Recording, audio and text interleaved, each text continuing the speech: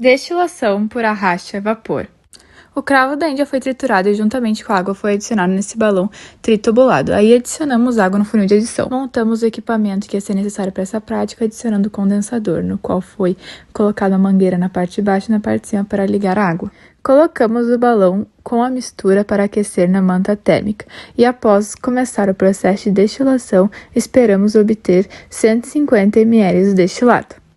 A destilação por arraste a vapor de água é um método usado para purificar substâncias que se decompõem a temperaturas elevadas e para a separação de compostos voláteis de uma mistura de outros não voláteis, que é o caso da água e o cravo da Índia.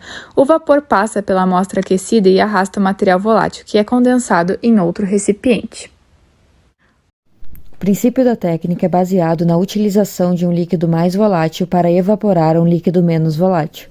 Nesse caso, o líquido menos volátil se trata do óleo de cravo da Índia, que possui como principal componente o eugenol. Quando a água entra em ebulição, ocorre um aumento da energia cinética e o movimento das moléculas de água levam ao arraste mecânico do eugenol, que será evaporado e em seguida condensado. Ao longo do experimento, fomos adicionando água no funil de adição para que assim a gente conseguisse manter o volume de água presente no balão próximo ao volume de água inicial, que era em torno de 100 ml.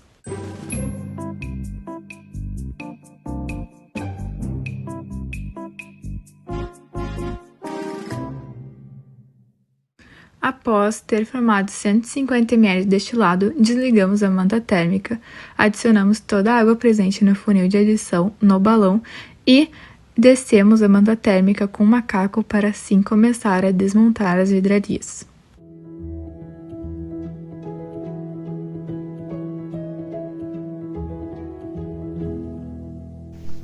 O óleo de cravo da Índia é composto principalmente por eugenol e acetil-eugenol, que podem ser separados entre si por suas diferentes propriedades ácido-básicas. Para realizar a extração ácido-base, adiciona-se uma base para converter espécies ácidas em compostos solúveis em água, que podem ser separados dos compostos insolúveis. O eugenol apresenta função fenol em sua estrutura, o que fornece a ele características ácidas, formando um sal solúvel em água na presença de uma base forte. Nesse caso, utilizamos o hidróxido de sódio para converter eugenol em eugenolato de sódio. O esquema mostrado na imagem representa os passos seguidos no nosso experimento. Foi adicionado todas as nossas frações de destilado a um Erlenmeyer, para assim completar os 150 ml que nós queríamos obter. Na balança, nós pesamos 1,5 gramas de hidróxido de sódio NaOH e adicionamos ao nosso destilado presente no Erlenmeyer. Assim que toda a quantidade de NaOH foi adicionada, nós agitamos o destilado. E logo após verificamos sua basicidade com papel tornassol, ficando na cor azul. O acetil-eugenol, por outro lado, não possui características ácidas e não reage na presença de hidróxido de sódio. Portanto, com a adição de diclorometano no funil de separação, permanecerá na fase orgânica isolado, enquanto teremos eugenolato de sódio na fase aquosa. Na capela, preparamos 25 ml de diclorometano, que nós adicionamos no nosso Erlenmeyer, que já estava contendo o NaOH. Após ter feito essa adição, transferimos para um funil de separação. O nosso destilado, ou seja, o óleo de cravo da Índia, antes de ser adicionado o NaOH, ele era composto de eugenol e acetil-eugenol. Quando adicionamos o NaOH, o eugenol passou a ser eugenolato de sódio. Então, nesse funil de separação, tem o acetil-eugenol e o eugenolato de sódio. O eugenolato de sódio vai ser a nossa fase aquosa e o acetil-eugenol vai ser a fase orgânica que estamos separando aí nessa parte do vídeo. Repetimos todo o processo. Medimos 25 ml de diclorometano, adicionamos no funil de separação, misturamos e separamos a fase aquosa e a fase orgânica. A fase orgânica, no caso, está embaixo e a aquosa em cima. Uma vez feita a separação das duas fases, o sal formado pela adição da base, o eugenolato de sódio, pode ser reconvertido em eugenol pela adição de um ácido forte. Foi adicionado sulfato de magnésio para secar a solução.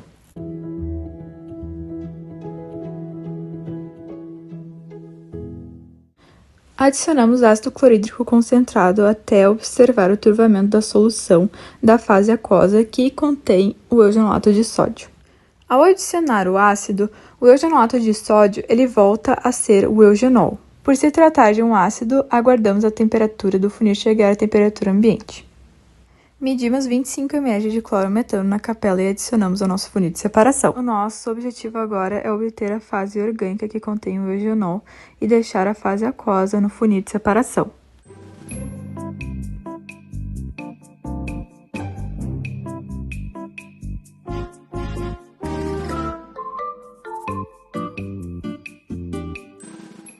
Medimos novamente 25 ml de clorometano e adicionamos no funil de separação. Misturamos e esperamos a separação ocorrer, separando a fase orgânica da fase aquosa.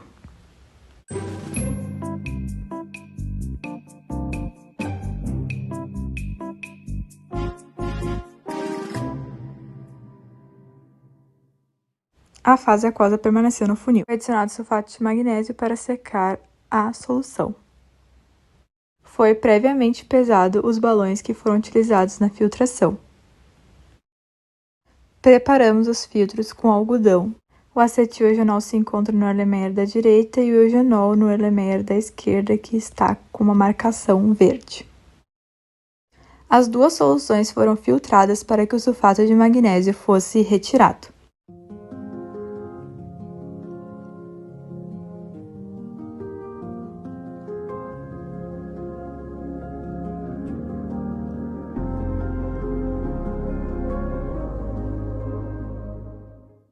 Descartamos a fase aquosa que sobrou no funil de separação. Foi evaporado o solvente presente em cada um dos balões no rotaevaporador.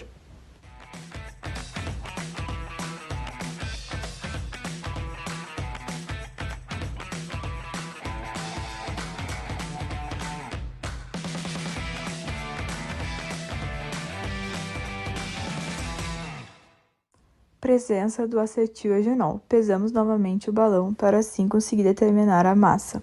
Foi evaporado o solvente em rotaevaporador do balão que contém o eugenol, para assim conseguirmos pesar e determinar a massa do eugenol isolado.